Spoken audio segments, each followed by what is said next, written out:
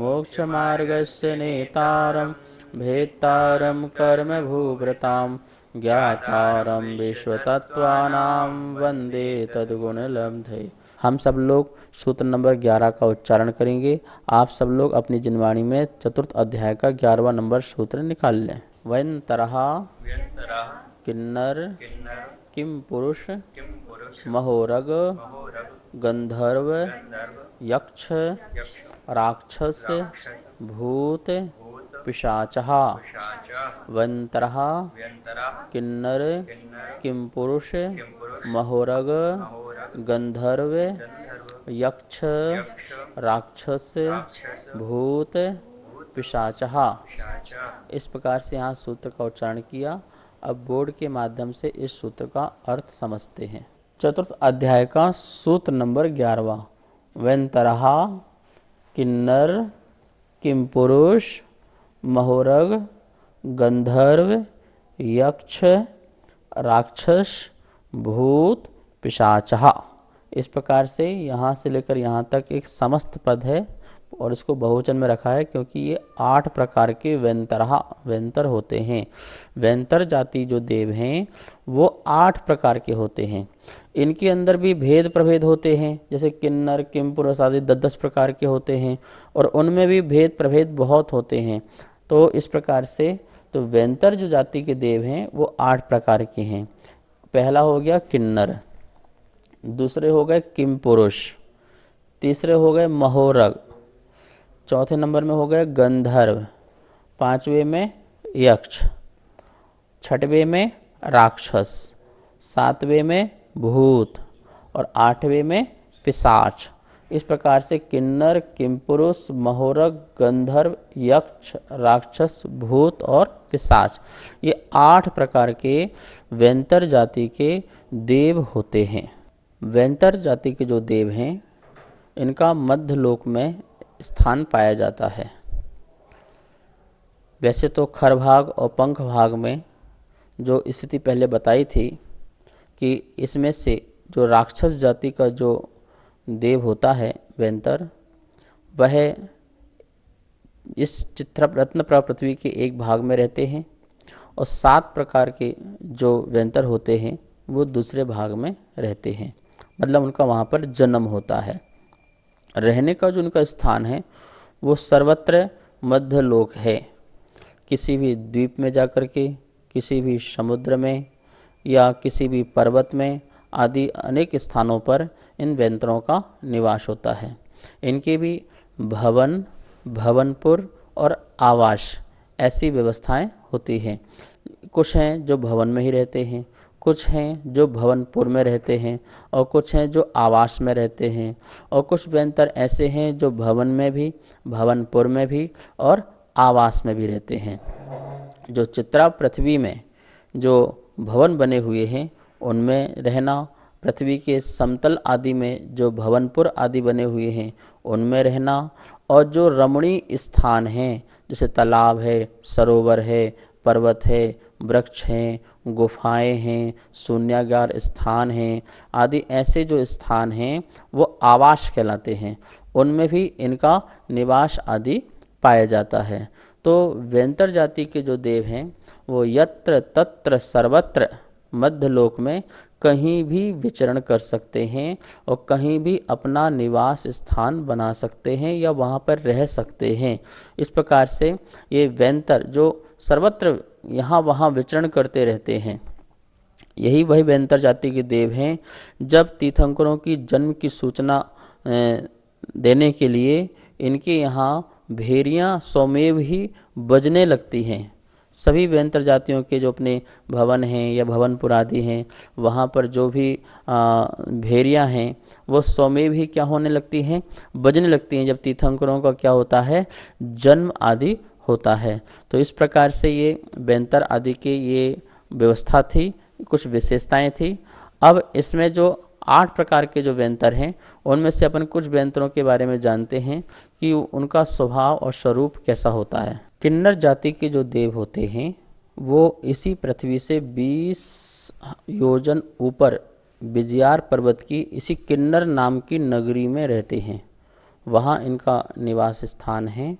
और ये जो तीर्थंकरों के जो कल्याणक होते हैं, उनमें जो देव, बड़े बड़े देव जाते हैं तो उनके आगे ये गीत गायन करते हुए चलते हैं। जैसे आपके यहाँ पर जुलूस निकलता है, शोभा यात्रा निकलती है, भगवान की पालकी या रथ यात्रा निकलता है, तो उसके आगे जैसे बैंड बाजे चलते हैं, तोरई चलती हैं, और उसके पीछे पब्लिक आदि होती है, राजा महाराजा लोग होते हैं, पात्र आदि होते हैं। तो इसी प्रकार से तीर्थंकरों के कल्याणकों में जब देव लोग जाते हैं तो ये किन्नर जाति के जो देव हैं वो गाना गाते हुए, गीत गाते हुए, और इनको एक किन्नर इसलिए नाम पड़ा क्योंकि इनको गीत में बड़ी रुचि होती है, गाने में बड़ी रुचि होती है। तो गीत में रुचि होने के कारण, इनका नाम किन्नर पड़ा है। ठीक है ना। तो इस प्रकार से ये देव की सेना में आगे आगे जो है बढ़ते हैं, चलते हैं, और तीर्थंकरों के कल्याणक आदि के उत्सव महोत्सव में ये गीत गाते हुए निकलते हैं। ये किन्नर जाति के जो देव हैं ये भी 10 प्रकार के होते हैं। इनमें भी 10 प्रकार के, जैसे आपके भी तो हैं कि यहाँ दिल्ली वाला बैंड है, फिर गुजरात का बैंड है, फिर यहाँ क्या तोरई है, वहाँ का दिव्य घोष है। तो इसी प्रकार से इन किन्नर जातियों में भी 10 प्रकार के मूल जो हैं भेद हैं, और उसमें भी फिर बहुत सारे भेद प्रभेद बहुत सारे बढ़ते जाते हैं। तो पहला तो किन्नर, और किन्नर के भी 10 प्रकार के और भेद कर लें, और वे सभी लोग एक ही काम करते हैं क्योंकि इनको गाने में बहुत रुचि होती है। अभी भी वर्तमान में देखो, ये जो गीतकार लोग हैं, संगीतकार लोग हैं, उनको गाने में रुचि रहती है। वो किसी पार्टी में है, किसी स्थान में भी है, तो वो गुनगुनाते रहते हैं, वो कुछ ना कुछ गाते रहते हैं। क्यों? क्योंकि उनको गाने में बहुत रुचि होती है।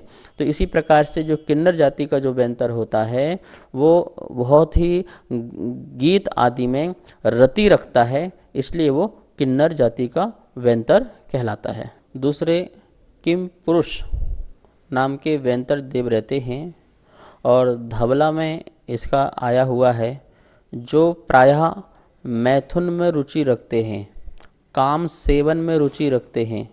ये किम पुरुष नाम के वेंतर आदि होते हैं।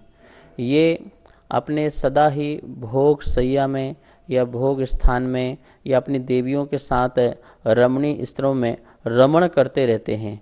ये मैथुन प्रिय होते हैं। ऐसा धवला में भी आया है, ऐसा त्रिलोक प्रणति में भी आया हुआ है। और ये भी 10 प्रकार के किम पुरुष होते हैं, जैसे पुरुष, पुरुषोत्तम, सत्पुरुष, महापुरुष, पुरुष प्रभ, अति पुरुष, मरुदेव, पद्म प्रभ और यशस्वान।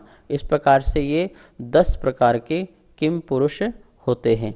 ऐसा मनुष्य में देखते हैं, कुछ लोग ऐसे होते हैं जो इसी में ही दिन रात 24 घंटा अपना मन लगाते हैं, अपना वचन लगाते हैं, अपनी काया लगाते हैं, और इसमें ही सदा ही रत रहते हैं। इसी के साधन इकट्ठे करते रहते हैं, इसी के बारे में सोचते रहते हैं, इसी के बारे में विचार करते रहते हैं। ऐसे ही वेंतर जाति में भी जो किम पुरुष नाम के जो ये देव होते हैं वो इसी प्रकार से मैथुन आदि में ही अपना समय व्यतीत करते हैं, और इसी में ही अपना विचार आदि करते रहते हैं। इनको प्रिय है काम सेवन, और ये काम सेवन अपनी देवियों के साथ तो करते ही करते हैं। ये जो हैं 2.5 द्वीप में जो मनुष्य हैं, स्त्रियां हैं, उनके साथ भी आकर के संबंध बना लेते हैं, और जो है इस प्रकार की पीड़ा देकर के जाते हैं।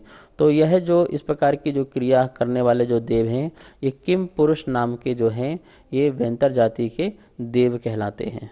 नमोस्तु अजय जी, हमने सुना है कि ये वेंतर जाति के जो देव होते हैं वो मांस चढ़ाने से, शराब चढ़ाने से प्रसन्न होते हैं। तो क्या ये करने से ये प्रसन्न होते हैं?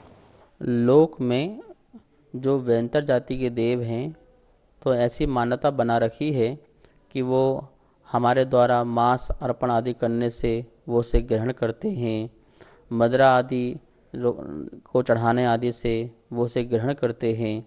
तो इस प्रकार की बहुत सारी खोटी मान्यताएं हैं। ध्यान रखना, कोई भी देवी देवता जो हैं वो इन अपवित्र वस्तुओं को तो छोड़ो, पवित्र वस्तुओं को भी ग्रहण नहीं करते हैं। कोई भी देवी देवता इन बुरी वस्तुओं को ग्रहण नहीं करते हैं, और ना ही अच्छी वस्तुओं को ग्रहण करते हैं। वो तो आप हमारी जो है कल्पना है, हमारी जो संतुष्टि है, हम इस प्रकार से कल्पनाएं करके सोचते हैं कि इनको चढ़ाने से उनका पेट भर जाता है, वो प्रसन्न हो जाते हैं। जो देव हैं वो तो स्वयं वैकृत शरीर के धारी हैं, उनका शरीर भी कितना शुद्ध है, धातु उपधातु से रहित है। और दूसरी बात, वो अमृत का पान करते हैं। वो किसी प्रकार के तुम्हारे संसार के भोग विषय जो हैं, जो भोजन आदि है, चाहे वो मांसाहारी हो चाहे वो शाकाहारी हो, वो किसी को भी ग्रहण नहीं करते हैं। क्यों? क्योंकि वो अमृत का ही सदा क्या करते हैं, पान करते हैं। तो उन्हें इन चीज़ों की किसी प्रकार की आवश्यकता नहीं होती है। तो हमें कभी भी देवी देवताओं को अपवित्र वस्तुओं का ये है भेंट नहीं करना चाहिए। अब आप बोलेंगे आपके शासन देवी देवता जो होते हैं मंदिर के, उनके लिए तो आप फल फूल आदि अर्पण करते हैं, श्रृंगार आदि अर्पण करते हैं। तो पवित्र वस्तु जो हैं हम अपनी खुशी के लिए, हम अपने आनंद के लिए किसी साधर्मी को भेंट करते हैं। ऐसे ही शासन देवी देवताओं के लिए भी फल फूल या जिस प्रकार से वस्त्र आदि है, श्रृंगार आदि है, वो अर्पण करते हैं, वो भी पवित्र वस्तु। लेकिन आपकी मान्यता में ये भी ध्यान रखना, वो उसे ग्रहण करते हैं, वो उसे यूज करते हैं, ऐसा कोई बात नहीं है। वो अपने देवों का जो वैभव है, जो देवों की व्यवस्थाएं हैं, उसी का ही उपभोग और उपभोग करते हैं, ना कि हमारी वस्तुओं का। और कभी भी ऐसी झूठी मान्यता, मिथ्या मान्यता मन में मत रखना कि ये इसे ग्रहण करके प्रसन्न और सुखी होते हैं। और आप में जो ये गलत वस्तु चढ़ाने का जो रिवाज है, वो रिवाज भी एक जो है कुरीति है और मिथ्या रीति है। इससे हमें बचना चाहिए और लोगों को जागृत भी करना चाहिए। वैंतर जाति में जो तीसरे प्रकार के जो देव होते हैं, महोरग। महोरग जाति के जो देव होते हैं, इसका नाम ही है महोरग। संधि करेंगे तो महा ओरग। ओरग मतलब होता है नाग, सर्प आदि, जो महान महान सर्प हैं। तो ये जो प्रकार के जो देव होते हैं महोरग जाति के, इनको सर्प की आकार की विक्रिया बनाने में बड़ा अच्छा लगता है, बहुत रुचिकर होती है। ये अपने को कई प्रकार के, कई तरह के सर्प बना करके, सर्प की विक्रियाएं बना करके और प्रसन्न रहते हैं। जो मैं आपको ये सब देवों के बारे में बता रहा हूँ, ये एक एक विशेष प्रिय वस्तु उनकी बता रहे हैं। वैसे तो वो बहुत प्रकार के कार्य करते हैं, लेकिन जो उनमें रुचिकर है, उनकी रुचिकर कैसी है, महोरग जाति देवों की सर्पाकार की विक्रिया बना करके प्रसन्न रहते हैं, खुश रहते हैं। जैसे कोई बालक होते हैं, तो कोई कोई बालक ऐसा होता है उसको गाड़ी चलाना अच्छा लगता है, कोई बालक ऐसा होता है नहीं वो गुड्डा गुड्डी उसको अच्छा लगता है, कोई बालक ऐसा होता है कि उसे कपड़े पहनने अच्छे लगते हैं। करता तो बहुत सारे काम करता है, लेकिन एक चीज़ में कोई विशेष उसकी रुचि होती है। ऐसी महोरग जाति के जो देव हैं, उनमें भी उनको सर्पाकार की अपनी आकृति बनाने में, विक्रिया बनाने में वो बहुत ही अच्छा उनको महसूस होता है। इसलिए यह महोरग नाम जाति के देव होते हैं। और यह भी 10 प्रकार के होते हैं। भुजग, भुजंगशाली, महातनु, अतिकाय, स्कंदशाली, मनोहर, असनिजव, महेश्वर, गंभीर और प्रियदर्शन, ऐसा तिल्लोपनति में ये 10 प्रकार के महोरग जाति के देवों का स्वरूप आया हुआ है। वैंतर जाति में एक गंधर्व देव होते हैं। और गंधर्व देव क्या करते हैं, इनका गाना बजाने का काम होता है। इंद्र आदि की जो सभा है, बड़े बड़े देव हैं, उनके वहाँ पर जो गायन का काम करते हैं, गीत गाने का काम करते हैं, बजाने का काम करते हैं, मनोरंजन का काम करते हैं, वो गंधर्व जाति के देव कहलाते हैं। आपने कभी कभी सुना होगा मंदिरों में भी क्या बोलते कि ढोलक की आवाज़ आ रही है, घुंघरू की आवाज़ आ रही है, गीतों की आवाज़ आ रही है। ये सभी जो है गंधर्व जाति के देव होते हैं, जो इस प्रकार से कि भगवान के सामने भी आके भक्ति करते हैं। इंद्र आदि जो बड़े बड़े देव हैं, उनके यहाँ सभा में भी जाकर के गायन आदि का कार्य करते हैं। ये जो हैं गंधर्व जाति के देव होते हैं। ये भी 10 प्रकार के जो हैं गंधर्व जाति के देव होते हैं। पहला है हाहा, दूसरा हुहु, तीसरा नारद, चौथा तुम्बरु, पांचवा वासक, छठवा कदम्ब, सातवां महास्वर, आठवां गीतरति, नौवां गीत यश और 10वां व्रजवान। इस प्रकार से ये गंधर्व जाति के भी जो हैं ये 10 प्रकार के जो हैं भेद पाए जाते हैं। वर्तमान में भी हम देखते हैं कि अभी मंदिरों में गंधर्व लोग आते हैं। हमने कई मंदिरों में देखा 10 लक्षण पर्व में वो मंदिरों के बाहर आके बैठ जाते हैं अपना हारमोनियम लेकर के और क्या बोलते हैं कि ढोलक लेकर के, और वो बजाते रहते हैं, गाते रहते हैं। वो लोग आते रहते हैं, जाते रहते हैं, अपनी दान दक्षिणा भी देते रहते हैं। तो इस प्रकार से ये गंधर्व लोग कहलाते हैं।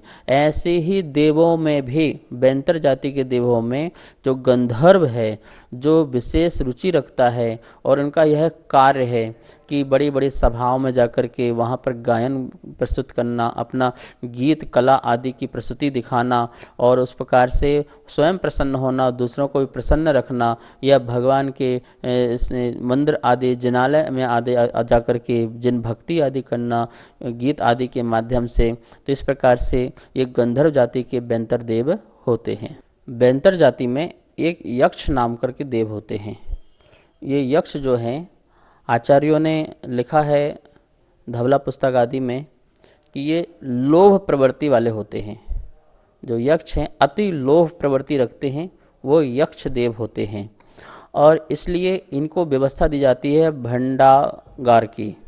जो भंडार स्थान हैं उनको, उनकी रक्षा करने का दायित्व जो है ये यक्ष देव को दिया जाता है। जितने भी बड़े बड़े देव हैं उनके भंडार गृह होते हैं जहाँ वो जा सकते हैं, ये ध्यान रखना। तो वो उनके जो भंडार गृह हैं उनकी रक्षा करने का जो दायित्व होता है वो यक्ष देव को होता है। और ये यक्ष देव भी 12 प्रकार के होते हैं, जिनके नाम इस प्रकार से हैं: मणिभद्र, पूर्णभद्र, शैलभद्र, मनोभद्र, भद्रक, सुभद्र, सर्वभद्र, मानुष्य, धनपाल, स्वरूप यक्ष, यक्षोत्तम, मनोहरण। इस प्रकार से ये 10 प्रकार के यक्ष होते हैं। जैसे कोई व्यक्ति बहुत विशेष व्यक्ति होता है कि आपकी तिजोरी की रक्षा कौन करेगा, आपके भंडार की रक्षा कौन करेगा, तो उसे कोषाध्यक्ष बनाया जाता है कि तू कोष का अध्यक्ष है, संरक्षक है, तो इसकी रक्षा करने वाला है, क्योंकि तू इसमें स्पेशलिस्ट है, तो अच्छा कार्य कर सकता है। ऐसे ही जो यक्ष हैं उनको भी क्या बोलते कि इस प्रकार का लोभ होता है कि ये धन दौलत संपत्ति जो है, वैभव है, उसकी मैं रक्षा करूं, और उनमें उनकी प्रसन्नता होती है। तो इसलिए आचार्य भगवान कहते हैं अति लोभ प्रवृत्ति वाले जो यक्ष देव होते हैं उनको भंडारगर को सौंपा जाता है, आप इसका संरक्षण करें। इसी प्रकार ये भी ध्यान रखना, यक्ष आदियों का अपना एक स्थान भी होता है। वो अपने जिस प्रकार से कितने योजन में उनका अपना स्थान है, तो वो अपने स्थान में किसी और को प्रवेश नहीं करने देते हैं। वो सोचते हैं ये मेरा स्थान है, मैं इसकी अपनी रक्षा करूंगा। इसलिए आप देखें क्षेत्रपाल आदि जो हैं वो इसी यक्ष आदि में आ जाते हैं और उनका एक अपना एरिया होता है। इसलिए जब हम कभी मंदिर बनाते हैं या कभी मकान बनाते हैं या कोई स्थान बनाते हैं तो वहाँ पर यक्षों से वहाँ पर अपन स्वीकृति लेते हैं कि यहाँ का जो भी यक्ष हो इस स्थान का, इस जगह का, वो हमें भी रहने के लिए स्थान दे, मंदिर बनाने के लिए, मकान बनाने के लिए। इस प्रकार से अपन स्वीकृति आदि लेते हैं। अथवा किसी स्थान में भी जाते हैं, अपन पर्वत में जाते हैं या किसी शून्य स्थान पे जाते हैं, तो वहाँ पर निश्चय ही बोलते हैं यदि आप यहाँ पर हैं तो हमें भी यहाँ पर रहने के लिए कुछ अवसर प्रदान कीजिए, क्योंकि अपने अपने स्थान में वो किसी को प्रवेश नहीं होने देते हैं। यदि अपन उनसे किसी प्रकार से प्रवेश ना मांगो तो वो हम पर कभी कभी हावी भी हो जाते हैं, हमारा नुकसान भी पहुंचाते हैं, और वो इस प्रकार से उन्हें गुस्सा आदि भी आ जाता है, क्रोध आदि भी आ जाता है, जिससे हमारा नुकसान आदि भी हो जाता है। तो इस प्रकार से अपन देखते हैं जितने भी अस्य क्षेत्र होते हैं, सिद्ध क्षेत्र होते हैं या जिन मंदिर आदि होते हैं, वहाँ पर किसी प्रकार से अपन यक्ष की स्थापना कर देते हैं, जिसके कारण वहाँ का जो क्षेत्र का जो वातावरण है वो सही बना रहे और आने वाले लोगों पर किसी प्रकार का कष्ट आदि ना हो, किसी प्रकार की पीड़ा आदि ना हो। और उस यक्ष को भी अपन निवेदन करते हैं कि यहाँ पे जिनालय है, जिनेन्द्र भगवान हैं, आप भी प्रतिदिन यहाँ पर भगवान का दर्शन करना, पूजन पाठ करना, आराधना स्वाध्याय करना, और जो भी भक्त लोग आ रहे हैं उनका आप साथ आदि भी देना, उनके उपकार आदि भी कार्य में लगना। इस प्रकार से वहाँ पे मंदिर में भी जो एक स्थान आदि होता है वहाँ पर मणिभद्र, पूर्णभद्र और जितने प्रकार के 10 प्रकार के बताए हुए हैं उन यक्षों की स्थापना आदि भी की जाती है। ऐसा प्रतिष्ठा पाठ आदि आदि ग्रंथों में मिलता है। तो हम इस प्रकार से यक्षों की व्यवस्था यही समझें कि वो लोभ प्रवृत्ति के होते हैं, और उनके लोभ में कोई बाधा पहुंचाएगा तो वो कहीं ना कहीं उनका क्रोध रूप स्वरूप हो जाता है। तो ये यक्ष जो 12 प्रकार के जो यहाँ पर यक्ष बताए हैं, उनमें से किसी प्रकार के यक्ष कहीं कहीं विराजमान होते हैं तो हमें उनसे स्वीकृति आदि अपने रहने के लिए जरूर लेना चाहिए। नमोस्तु आचार्य श्री। ये जो तीर्थंकर के यक्ष और यक्षिणी होते हैं, ये सम्यक दृष्टि होते हैं या मिथ्या दृष्टि होते हैं, एवं इनकी स्थापना तीर्थंकर प्रतिमा के समीप क्यों की जाती है, कृपया समाधान करें। मंदिर जी में भगवान की प्रतिमा के साथ जो यक्ष और यक्षिणी होती हैं वो नियम से सम्यक दृष्टि होती हैं। एक बात जरूर ध्यान रखना, भवनित्रक, भवनवासी, व्यंतर और ज्योतिष, इनमें जो जन्म होता है वो तो नियम से मिथ्या सहित ही जन्म होता है, लेकिन वो अपने अंतर मुहूर्त में ही सम्यक को प्राप्त कर सकते हैं। जन्म के बाद वो सम्यक दर्शन को प्राप्त कर सकते हैं और सम्यक दृष्टि बने रह सकते हैं। यक्ष और यक्षिणी जो हैं, जो पुराणों में भी आता है, त्रिलोकप्रणति आदि में भी आता है, प्रत्येक तीर्थंकरों की एक यक्ष और एक यक्षिणी होती है। वो किसके लिए होती है? तीर्थंकरों की रक्षा करने के लिए नहीं होती है। ये एक वैभव है, यह परिकर है जो तीर्थंकरों का होता है। ये पुण्य प्रगति है, जिस पुण्य प्रगति के कारण सभी देवी देवताओं का अपना अपना कार्य तीर्थंकरों की सेवा में रहता है। गर्भ में आने के पहले और मोक्ष तक जाने के बाद तक जो इनका अपना कार्य चलता रहता है। और इसी प्रकार से जो आकृतिम चित्यालय हैं उनमें भी इसी प्रकार की व्यवस्था है कि वहाँ भी यक्ष और यक्षिणी जो हैं भगवान के पास साक्षात रूप से वहाँ पर विराजमान रहते हैं। और यहाँ पर अपन उनकी प्रतिमा भगवान की जैसे बनाई है, इसी प्रकार से यहाँ भी यक्ष और यक्षिणी की प्रतिमा बना करके कि जो यहाँ का जो क्षेत्र है, यहाँ पर आने वाले जो लोग हैं उनके लिए भी सहयोग मिले, उनका भी उपकार हो आदि, धर्म प्रभावना आदि हो, इस कार्य हेतु इनकी भी स्थापना भगवान के साथ की जाती है। पूजनी अपूजनी की यहाँ कोई बात नहीं चल रही है। पूजनी तो बीतरागी भगवान ही हैं जिनकी पूजा की जाती है। पंच परमेष्टि में जो पंच परमेष्टि भगवान हैं, अरहंत सिद्ध आचार उपाध्याय साधु, वो बीतरागी हैं और उनकी यहाँ पूजा आदि होती है। यक्ष और यक्षिणियों का यथा योग उनका जो जिनेन्द्र जय जिनेन्द्र आदि यथा योग जो उनके लिए अपन सप्रेन भेंट आदि उपहार आदि भेंट करते हैं, वो एक अलग व्यवस्था है समर्पयामी की। निरुपमाति की जो व्यवस्था है वो बीतरागी भगवान के साथ होती है। ग्रहण की जो व्यवस्था होती है वो हमारे शासन देवी देवता जो सम्यक दृष्टि हैं, धर्मात्मा हैं, धर्मात्माओं का साथ देते हैं, उनके लिए हुआ करती है। यह व्यवस्था अनवरत रूप से अभी तक चली आ रही है और यही समीचीन व्यवस्था आगे भी चलना चाहिए। व्यंतर जाति में एक राक्षस जाति के देव होते हैं। इनका जो स्वभाव है, इनकी जो रुचि है, भीषण रूप विक्रिया बनाने में इनको बहुत प्रकार की रुचि होती है। अनेक प्रकार के महाभयानक प्रकार के रूप बनाना, अपने अंग बनाना जिससे वो विकरालता दिखाई दें। तो इस प्रकार से विकराल रूप बनाने की जो उनके अंदर रुचि होती है वो इस प्रकार के स्वभावी होते हैं। तो जैसे चेहरा बड़ा बना लेना और बड़े बड़े विकराल रूप, भयानक रूप, डरावना रूप बना लेना, इस प्रकार से वो ये ऐसे ही हैं देव, ऐसा नहीं है। देव तो बहुत सुंदर हैं, बहुत अच्छे हैं, लेकिन इनकी रुचि ऐसी है, इनकी रुचि ऐसी है तो अपनी विक्रिया भी इस प्रकार से वो करते रहते हैं, बनाते रहते हैं। तो इस प्रकार से ये राक्षस जाति के देव होते हैं। ऐसे ही भूत जाति के भी देव होते हैं और ऐसे ही पिशाच जाति के भी देव होते हैं, जिनमें इन्हीं में ही रुचिकर होती है। इन्हीं प्रकार के ऐसे कार्य करने में, विकराल भयानक रूप आदि बनाने में इनको बड़ा आनंद आता है। डरने और डरवाने में और लोगों को डराने में इनको बड़ा आनंद भी आता है। इस प्रकार से राक्षस, भूत और पिशाच। राक्षस में जो है वो 7 प्रकार के होते हैं। भीम, महाभीम, विघ्न विनायक, उदक राक्षस और राक्षस और ब्रह्म राक्षस। इस प्रकार से ये 7 प्रकार के राक्षस देव होते हैं। और भूत में भी जो 7 प्रकार के देव होते हैं, स्वरूप, प्रतिरूप, भूतोत्तम, प्रतिभूत, महाभूत, प्रतिच्छन्न और आकाशभूत। इसी प्रकार से जो 14 प्रकार के जो हैं पिशाच होते हैं, कुष्मांड, यक्ष, राक्षस, संबोह, तारक, असुचि, काल, महाकाल, सुचि, सतालक, देह महादेह तूषणिक प्रवचन, इस प्रकार से तिल्लोपनति में इनके भेद प्रभेद इस प्रकार से पाए जाते हैं। इन 8 प्रकार के जो देव आदि हैं इनका अपना रंग रूप भी आदि होता है, किसी का श्याम वर्ण है, किसी का कृष्ण वर्ण है, किसी का स्वर्ण वर्ण है। इन्हें हमें आगम ग्रंथों से जानना चाहिए। और भी इनके बारे में जो विशेषताएं हैं उनके बारे में आप आगम से पढ़ें, अथवा कल जो क्लास चलेगी उसमें जो कुछ भी थोड़ा बहुत और इनका वर्णन होगा, जैसे इनकी जगन आयु, इनकी उत्कृष्ट आयु, इनकी अवगाहना, तो इस प्रकार से जो और भी इनका जो शक्ति, कितनी इनकी बल है, कितनी शक्ति है, तो इनके बारे में अपन कल विशेष रूप से क्लास में इनकी चर्चाएं करेंगे। 8 प्रकार के जो व्यंतर आदि देव आपको बताए हैं। आप सभी लोग स्वाध्याय और प्रतिदिन सुन रहे हैं और आपके मन में कई जिज्ञासाएं प्रकट होती हैं। आप उन प्रश्नों को आगम धारा शंका समाधान जो जिनवाणी स्थिति के बाद चलती है, आप कंटिन्यू उसे देखिए और कोई भी आपके मन में शंका हो, जिज्ञासा हो, उसे पहुंचाइए। भैया जी का नीचे नंबर चलता है, आपका समाधान उचित रूप से दिया जाएगा। और इस आगम धारा शंका समाधान को जरूर देखें, यह जो समाधान है आगम के अनुकूल है।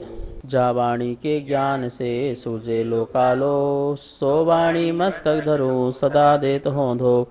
हे जिन वाणी भारती तो हे जपो दिन रेन, जो तेरे शरणा धरे सो पावे सुख चैन।